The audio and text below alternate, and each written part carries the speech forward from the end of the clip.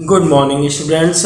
BEd first year अर्थात BEd प्रथम वर्ष बीएड फर्स्ट ईयर में पेपर 6 जिसका नाम है जेंडर स्कूल एंड सोसाइटी अर्थात लिंग, विद्यालय और समाज, यूनिट सेकंड इकाई 2 के अंतर्गत आज हम जानेंगे women in the Indian national movement अर्थात भारतीय राष्ट्रीय आंदोलन में महिलाएं।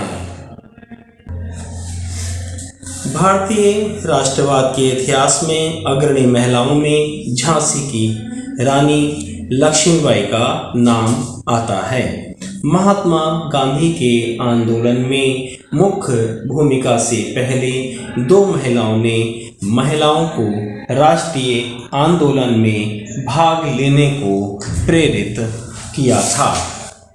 उसमें से एक एनी बेसेंट थी। भारत में एनी बेसेंट थियोसॉफिकल आंदोलन की नेता भी रही थीं। उन्होंने स्त्रियों की स्वतंत्रता के लिए कई कार्य किए तथा उनकी संस्था में बहुत सारी भारतीय महिलाओं में सदस्यता भी ग्रहण की। उन्होंने बाल विवाह की आलोचना भी की, जो कि काफ़ी कम उम्र में लड़के और लड़कियों का विवाह कर दिया जाता था तथा पूरे हृदय से एनी बेसेंट ने महिलाओं की शिक्षा को सहायता भी दी। एनी बेसेंट कांग्रेस की पहली महिला अध्यक्ष भी बनी तथा उनके प्रभाव में आकर ही कांग्रेस ने मत व्यक्त किया था कि स्थानीय सरकारों तथा शिक्षा से जुड़ी हुई संस्थाओं में चुनाव का जो मापदंड पुरुषों के लिए अपनाया जाता है, वही मापदंड स्त्रियों के लिए भी अपनाया जाना चाहिए। एनी बेसेंट का मत था कि होम रूल आंदोलन में स्त्रियों की सहभागिता से यह आंदोलन 10 गुना अधिक बढ़ जाएगा। एनी बेसेंट ने अपनी वीरता, अपनी सहनशीलता तथा अपने आत्म बलिदान के सगुण गुणों के कारण उन्होंने आंदोलन को जबरदस्त एक ताकत दी, एक बहुमत दिया, एक संगठन को मजबूत किया। स्त्री शिक्षा की प्रबल समर्थक मैडम कामा का विचार था कि महिलाओं के समर्थन के बगैर भारतीय स्वाधीनता आंदोलन सफल नहीं होगा। इसलिए सारे भारत में इस आशय से संबंधित बयान जारी किए गए। यद्यपि राष्ट्रीय शिक्षा भारतीय स्वदेशी आंदोलन का एक प्रमुख अंग थी, परंतु देखा जाए तो स्त्रियों तथा सर्वसाधारण की उपेक्षा किए जाने के कारण इसकी बार बार आलोचना भी हुई। राष्ट्रवादी महिलाओं में जैसे एनी बेसेंट, सरोजनी नायडू के प्रवेश के साथ ही स्त्री शिक्षा आंदोलन को एक नई दिशा, एक नई भूमिका, एक नई जागृति मिली। उन्होंने नारी शिक्षा के नए प्रतिमान भी स्थापित किए। अपने प्रारंभ से ही स्त्री शिक्षा आंदोलन ने स्त्रियों को पत्नियों एवं माताओं के रूप में उनकी भूमिका को ध्यान में रखते हुए शिक्षा देना प्रारंभ कर दिया। जब शिक्षा देना शुरू कर दिया गया तो सन 1904 में एनी बेसेंट ने इसे राष्ट्रीय जरूरत बताते हुए कहा कि लड़कियों की शिक्षा के लिए चलाया जाने वाला राष्ट्रीय आंदोलन राष्ट्रीय भावनाओं से ओतप्रोत होना चाहिए। आंदोलन को राष्ट्रीय जीवन में स्त्री के स्थान की हिंदू अवधारणाओं को अवश्य स्वीकार भी करना चाहिए, जिससे इस आंदोलन में एक नई जागृति, एक नया संचार पैदा हो गया। ये एनिवेशन सरोजिनी नायडू आदि महिलाओं की बदौलत ही हुआ जिन्होंने आंदोलन में महत्वपूर्ण भूमिका को अदा किया। सरोजिनी नायडू भी राष्ट्रीय आंदोलन की अग्रणी भूमिका में थीं। गोपाल कृष्ण ने कहा था कि उन्होंने अपनी वाणी और कवित्व का प्रयोग लोगों को भारत माता को मुक्त करने की प्रेरणा देने में करना चाहिए, जिससे आगे चलकर अगस्त 1914 में महात्मा गांधी से मिलने के बाद उन्होंने पूरी तरह से स्वतंत्रता आंदोलन में भाग लेना शुरू कर दिया। महात्मा गांधी से प्रेरणा पाकर उनकी शिक्षा के रास्तों पर बताए हुए चलते हुए उन्होंने 1917 में वे महिलाओं के मताधिकार के मुद्दे पर मिस्टर मॉन्टेग्यू से मिली। मिस्टर मॉन्टेग्यू से मिलने के बाद उनके नेतृत्व में प्रतिनिधिमंडल का गठन आयरलैंड के तत्कालीन भारतीय प्रवासी नागरिक M.E. कूपिंस द्वारा किया गया। M.E. कूपिंस द्वारा करने के बाद जिसमें 14 स्त्रियों को शामिल किया गया। 14 स्त्रियों को शामिल करने के बाद जो प्रतिनिधिमंडल था उन्होंने मांग की कि स्त्रियों के लिए बेहतर शैक्षणिक सुविधाएं उनको शैक्षणिक सुविधाएं प्राप्त होनी चाहिए और साथ ही साथ उनका उन्नत स्वास्थ्य उनका सही तरीके से ध्यान में रखा जाए तथा प्रसूति सेवाएं भी उनको प्राप्त होनी चाहिए और उनके भाइयों के समान ही उन लोगों को भी महिलाओं को भी वोट देने का अधिकार भी प्रदान किया जाना चाहिए।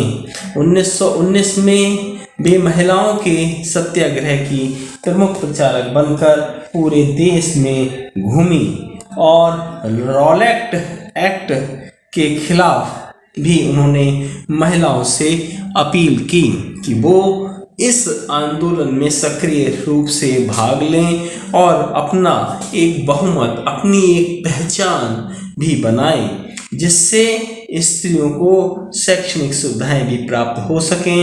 उन्नत स्वास्थ्य के साथ साथ प्रसूति सेवाएं भी उन्हें मिलनी चाहिए। साथ ही साथ उनके भाइयों के समान ही उन्हें वोट देने के अधिकार भी मिलना चाहिए। 1920 में सरोजिनी नायडू ने असहयोग आंदोलन में भाग लिया।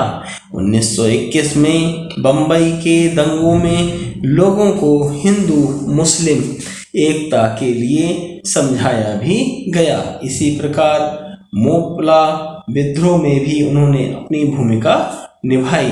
1920 से लेकर 1930 तक इन 10 वर्षों में उन्होंने अकालियों को सहयोग दिया तथा उन पर लगे प्रतिबंध का विरोध भी किया।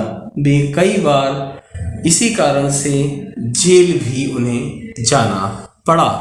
जेल के साथ साथ उन्होंने स्वतंत्रता के उद्देश्य से गठित कई समितियों में भी कार्य किया।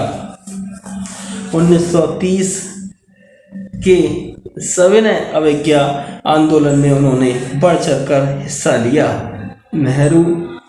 पंडित जवाहरलाल नेहरू ने अपनी पुस्तक डिस्कवरी ऑफ इंडिया में लिखा था, यह केवल साहस का परिचय नहीं था, साथ ही बल्कि उसमें अभूतपूर्व सांगठनिक शक्ति भी थी। सरोजिनी नायडू एक बेहद प्रभावशाली वक्ता थीं। वे अपनी देशभक्ति और ईमानदारी से प्रत्येक श्रोता को अपनी ओर आकर्षित कर लेती थीं। सरोजिनी नायडू नारीवादी के तौर पर 2 भाषाओं में अभिव्यक्ति देती थीं। सरोजिनी नायडू एक अपनी शक्ति के माध्यम से दूसरा सार्वजनिक व्यक्तित्व के रूप में जलियांवाला बाग की घटना को अगर हम ध्यानपूर्वक देखें और जानें और सुनें तब जिसमें कि सैकड़ों आदमी, जो कि उस जलियांवाला बाग के बारे में औरतें और उन औरतों और आदमियों के बच्चों को मौत के घाट उतार दिया गया था। महिलाओं की राजनीतिक चेतना को जागृत कर दिया गया। महिलाओं की राजनीतिक चेतना जलियांवाला बाग की घटना के बाद जागृत हुई, जिसमें अधिक से अधिक महिलाएं राष्ट्रीय आंदोलन में भाग लेने के लिए अपने घरों से बाहर आने लगीं। कई महिलाएं उपनिवेशवादी पितृसत्ता के खिलाफ भी खड़ी हो गई थीं। उनमें से जो पितृसत्ता के खिलाफ खड़ी हुई थीं, उसमें पंडिता रमाबाई, आनंदी गोपाल तथा सावित्रीबाई फुले आदि महिलाएं थीं, जो कि उपनिवेशवादी पितृसत्ता के खिलाफ खड़ी हो गई थीं। पंडिता रमाबाई का नाम और आनंदी गोपाल का नाम और सावित्रीबाई फुले का नाम अग्रणीय हैं।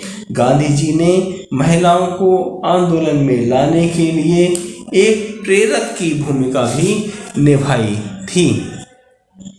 महात्मा गांधी जी का विश्वास था कि महिलाओं को शिक्षा का अधिकार आवश्यक रूप से मिलना चाहिए और शिक्षा का अधिकार महिलाओं को भी समान रूप से होना भी चाहिए तथा ये शिक्षा 3R पर आधारित भी होनी चाहिए। 3R पर आधारित होगी तो महिलाओं को भी अपने हस्तकला का ज्ञान होगा और वे हस्तकला के ज्ञान से अपना भविष्य को उज्जवल बना सकती हैं। महिलाओं को राजनीतिक सहभागिता से गांधी जी ने महिलाओं की मुक्ति का रास्ता खोल दिया।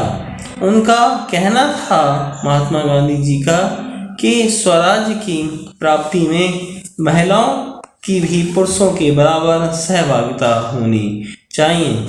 सभी स्वतंत्रता आंदोलनों में महिलाओं ने बढ़ चढ़कर हिस्सा लिया है, चाहे वह असहयोग आंदोलन हो या सविनय विज्ञान आंदोलन हो। इसमें महिलाओं में स्वयं के अस्तित्व के प्रति चेतना जागृत हुई है। कई महिलाएं नेताओं ने काफ़ी प्रभावशाली स्थान भी प्राप्त किया है, जैसे कमला देवी चट्टोपाध्याय, कल्पना दत्ता और मैडम भिकाजी कामा आदि महिलाओं ने इस क्षेत्र में अपना नाम कमाया है। Thanks for watching.